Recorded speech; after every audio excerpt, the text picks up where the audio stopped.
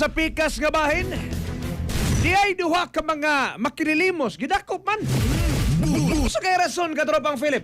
Daling aradak pa, no? Paita in taon ano man eh. Usa man eh, gidakop tungod kay nakilimos. Beato ko nung Siron ang kumpletong detalye.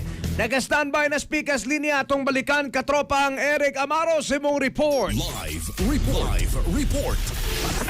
Mayo nga buntag pagbalik katupag dyan katupag Philip na dakpan yun no sa atong mga sakop sa anti-medicancy kini pong personnels kining duha ka mga badyaw alas 12:20 ang taknas kautuhon diri sa may Envacalso Avenue Barangay Dulho Patima Cebu City ang kining mao mga badyaw katupag Philip si kuan lang certain Abner 42 anyos taga Sitio Nava Barangay Bambaling og si kining certain Alasti 22 anyos og residente usab sa Mauga dapit gidakop ni sila sa maong mga anti-medicancy personnel nga sila si Orsos Marinas ug Melody Archival diin matod pa in akining duha nga nagpakilimos diha na usab sa kadalanan sa may barangay Mambaling dali nilang gida sa Mambaling Police Station para usab hikayan sa mga kaso nga kalpasan sa City Ordinance number 1631 o Anti-Mendicancy Ordinance ang kinipog ato usab nga gamanas dagpain Sugbo una nang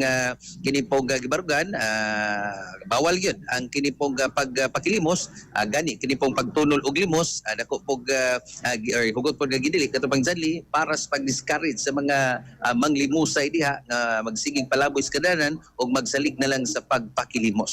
Daghan magani makililimos katropang Eric, hutdo nig dakop.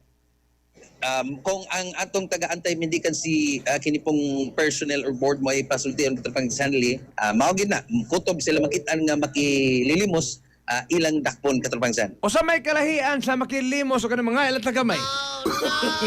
May tamaga, ganda gawa kay FGC. Mangingiay. Sa man basta mo ana tagamot kanang mo up update itong bad. Sakto na. Unya, Kanya kanang sa man niron katropang Philip, katropang Eric, sila na mo buhi ani. kana katupang Zan, no? Usar Kay concern yun makililimos Cebu biya ni City. katropang Philip ha. Oh, that's Usa man pag lukat ani silang kaugalingon. Sa man ni multa ni? posible multa na ni katropang Multa, sa kalibo. Zan, no? Matay, asa magkakos kalibo na kilimos mga kadiha. Kamao po ni ang ato pong taga-anti-medicancy personnels ningon makapalit magining iPhone, makapalit magining Ana ani makililimos. Mo ba? So Matay nakakita sila lupi ko ako Samsung ram ning ako.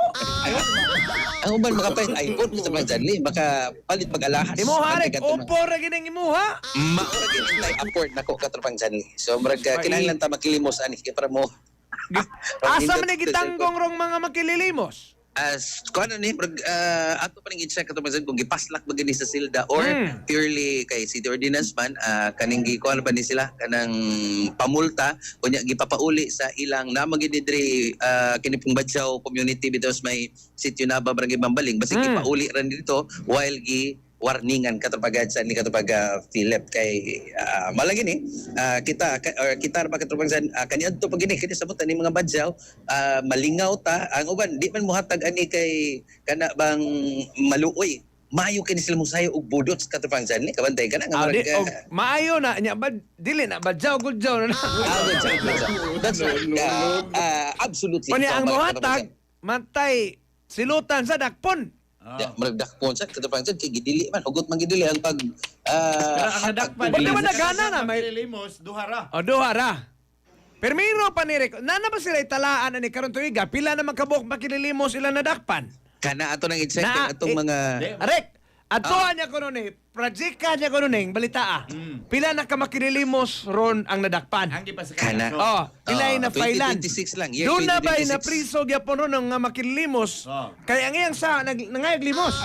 Sakto na katupang Zanli. Kay- Ay atong milabay mga buwan Mabolo Police Station katong mga badyaw nga gagmayng bata katupang Zan dakpan po nila gila pong gidas Mabolo Police Station. Oo niya, sama ni about sa mabolo, ang polis di pa mana ni mga badya pa dakob lang tayo at libre tang kaon. Disadvantages on the side sa kuan gyud. Niya sama ni, o sa may resolusyon gikasuhan ni sila?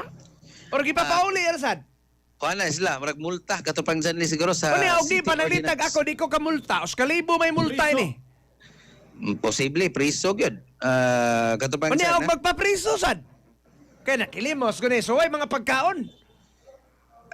Kana mo gay problema katubag Wah, niya ko nga data palihog katropang Eric.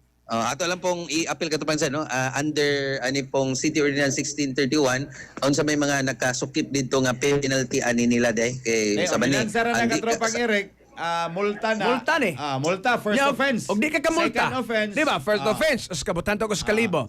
Dos Og mil di, ang second. o pananglitag di ko kamulta. Usa may hitabo. Kadi, murag community service. O niya, og third offense. O niya di ko manilhig. Di man na pwede di ka manilhig. Manilhig juga para ka makagawas. O niya di Kay, ko ba? Di ka manakpon yung kumugupot. Bahala mo diya. gahi- Ang gahi akong purpose, gikagnaw. priso mo yun. Gahi gikagnaw. Kaya at least libre ba? Pagkilimos ko ta. Kan na pa ipangita na tong yating suroy-suroy tas karsada mga itang pagkaon. Ato pa ka dito, kursado. Pwede. May pag-atop. Pag-ahi, jugas naong. Ano na lang. Oh, nakapay-gord sa amin. Sakto kami, ikaw. Gusto ka? Sige, katropang Eric, salamat kayo. So, mo ni atong dugang kasikas gikan sa kapulisan sa Tacloban Subo mga katropa ning kisdong ang kawanangan bugnaw pag hangin mga higala painitin yung tiyan no para di mo magduka di mga higala pabasko ga pag yung inyong kalawasan. Healthy coffee ba yung ipakita inyo na mapalisiya so Incorporated Santon Plus Coffee Mix alang sa Diyosang Pilipino para sa Pilipinas yung katropa Eric Amaro XFM News. XFM Report.